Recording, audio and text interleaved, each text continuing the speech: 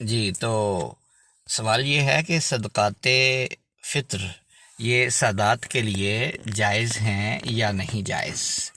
تو پہلی بات تو یہ ہے، الدر المختار مع رد المختار میں ہے، و مصارف صدقۃ الفطری کا مصارف الزکاتی، صدقہ فطر کے مصارف وہی ہیں جو زکوٰۃ کے مصارف ہیں۔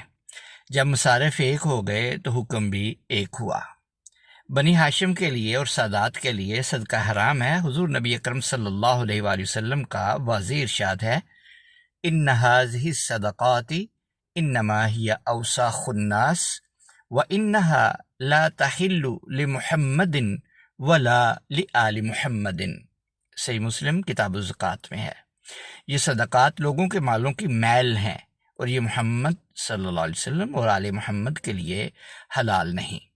یہ حدیث مطلق ہے، اس میں ہر وہ صدقہ شامل ہے جو بطور فرض دیا جائے، اور فقہائے احناف کے نزدیک صدقہ فطر بھی اسی میں داخل ہے۔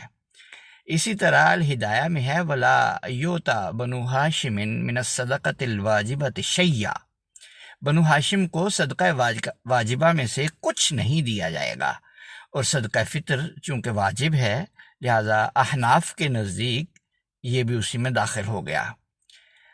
عقلی اور رسولی طور پر زکوٰۃ اور صدقہ فطر دونوں چونکہ مالی عبادات ہیں، دونوں واجب ہیں اور دونوں مال کی تطہیر کے لیے ہیں، لہٰذا ان کا حکم ایک ہی ٹھہرتا ہے۔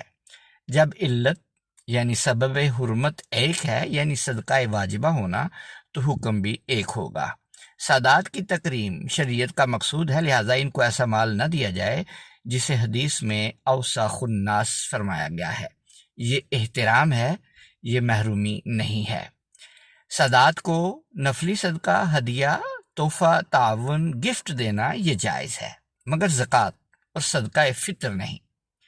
اگر کوئی سید واقعی محتاج ہو تو فقہائے احناف نے فرمایا ہے، اگر واقعی فقر کی حالت اور کوئی اور ذریعہ نہ ہو تو بعض متاخرین نے ضرورت کے درجے میں اجازت کا قول ذکر کیا ہے، مگر اصل مذہب میں احتیاط یہی ہے کہ صدقہ واجبہ نہ دیا جائے، لہٰذا احتیاط برتیں۔ سادات کو یہ جو صدقات واجبہ ہیں یہ قطعی طور پر نہیں دینے چاہیے، بلکہ کسی اور طریقے سے ان کی مدد کرنی چاہیے۔ ھذا ما عندی واللہ ورسولہ اعلم بالصواب۔